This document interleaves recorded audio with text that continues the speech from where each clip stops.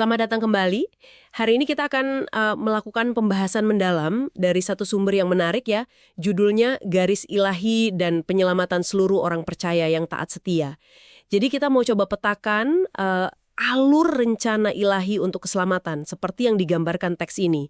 Dari awal mula sekali sampai nanti ke puncaknya gitu. Sumber ini melihatnya seperti ada ya benang merah begitu ya. Betul, betul. Sumber ini memang menyajikan sejarah itu bukan sebagai kejadian acak, tapi sebagai satu alur yang terarah, ditenun oleh Tuhan, begitu istilahnya. Oke, jadi misi kita kali ini mau menelusuri gimana menurut sumber ini ya, rencana Tuhan itu kok ya terus berjalan gitu, meskipun manusia kan seringkali gagal atau menyimpang.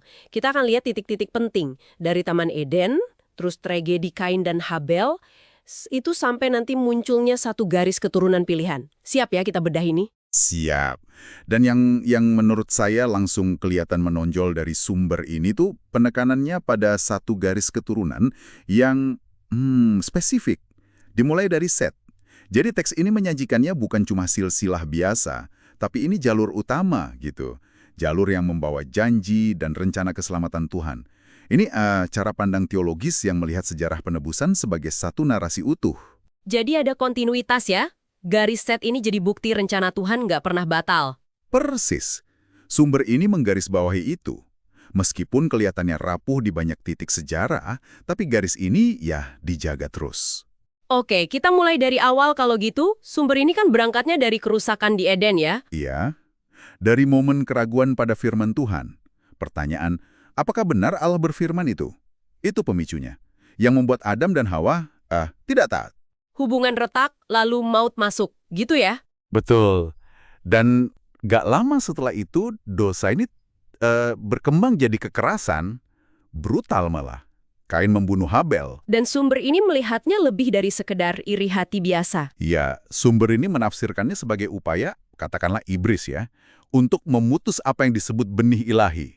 Maksudnya, garis keturunan yang dijanjikan itu. Mau diputus dari awal. Wah, oke. Tapi tidak dibiarkan begitu saja ya? Nah, itu dia. Tuhan menurut sumber ini langsung menyediakan jalan keluar. Lewat Seth, anak ketiga Adam dan Hawa. Namanya saja artinya pengganti atau ditempatkan. Jadi dia titik awal yang baru. Betul. Titik awal baru untuk garis keturunan yang nanti akan membawa janji itu. Dan dari garis Set ini, sumber bilang, muncul lagi generasi yang mulai memanggil nama Tuhan. Di tengah dunia yang waktu itu mungkin sudah mulai menjauh gitu ya. Tepat sekali. Seperti ya secercah harapan begitu. Sumber ini menyoroti beberapa figur kunci dari garis ini.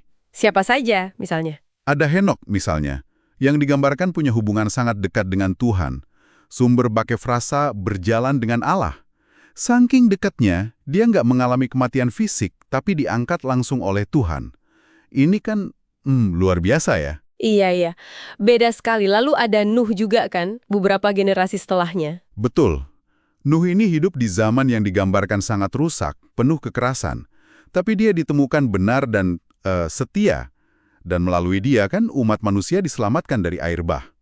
Sumber ini kelihatannya sangat menekankan kontras ya antara individu setia ini dengan dunia sekelilingnya. Iya, kontrasnya tajam sekali. Sumber ini memakainya untuk menunjukkan bahwa kesetiaan itu mungkin, bahkan di kondisi terburuk sekalipun. Dan Tuhan selalu memelihara saksinya. Kesetiaan orang-orang seperti Henokh dan Nuh ini yang menjaga benang merah itu tetap tersambung ya. Begitu pemaparannya. Dan dari Nuh, garis keturunan ini berlanjut lagi. Lewat Sem ya, anaknya Nuh. Ya, melalui Sem. Terus turun-temurun sampai ke Abraham. Tokoh besar ini, yang dipanggil keluar dari negerinya, jadi bapa bangsa pilihan. Lalu ke Ishak, terus Yakub, yang namanya jadi Israel itu. Nenek moyang 12 suku. Ya, seluruh rentetan ini disajikan sumber sebagai jalan yang memang dipersiapkan Tuhan. Langkah demi langkah menuju satu tujuan. Dan tujuan akhirnya, atau puncaknya, ini yang sangat ditekankan sumber kita, adalah pribadi Yesus Kristus. Presis. Dia disebut Sang Mesias. Pengenapan semua janji yang sudah ditaburkan sepanjang sejarah garis ilahi tadi. Ini jantung argumen sumber ini. Sumbernya mengutip ayat tertentu untuk ini. Iya, secara eksplisit mengutip Yohanes 1 ayat 14. Firman itu telah menjadi manusia dan diam di antara kita. Momen klimaksnya di situ, jadi kedatangan Yesus dilihat bukan cuma bagian sejarah, tapi ya tujuan sejarah itu sendiri, paling tidak dalam konteks rencana keselamatan ini ya. Oke. Kedatangannya membuka jalan keselamatan baru, begitu berdasar kasih karunia. Betul, bukan lagi soal ketaatan hukum semata, tapi lebih pada kasih karunia melalui iman kepadanya.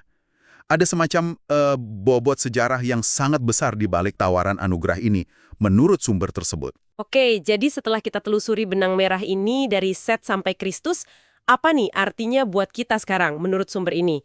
Intinya, sumber ini mau menunjukkan sebuah rencana ilahi yang, wow, luar biasa konsisten ya. Nggak goyah gitu. Melintasi ribuan tahun, mengatasi kegagalan manusia, ini kisah epik tentang kesetiaan Tuhan pada janjinya. Iya, sebuah narasi besar dan pemahaman akan sejarah kasih karunia yang panjang dan mahal ini membawa kita ke pertanyaan kunci di akhir sumber itu. Apa pertanyaannya? Pertanyaannya adalah bagaimana kita seharusnya merespons, gitu. Sumber ini nggak berhenti di cerita sejarah saja, dia mendorong kita refleksi pribadi. Ada seruan untuk pertobatan, untuk hidup dalam kesetiaan. Bukan cuma karena takut hukuman, tapi lebih sebagai ya respons syukur atas anugerah yang begitu besar.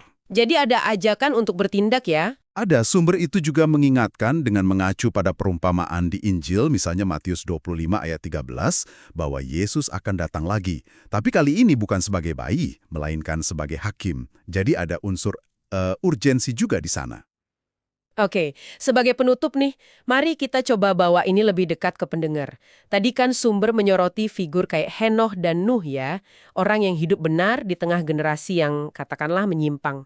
Nah, mengingat seluruh narasi garis ilahi yang berpuncak pada Kristus ini, seperti yang baru kita bedah dari sumber ini, coba Anda renungkan, apa ya artinya bagi Anda secara pribadi untuk berjalan dalam kesetiaan di tengah tantangan zaman Anda sekarang ini?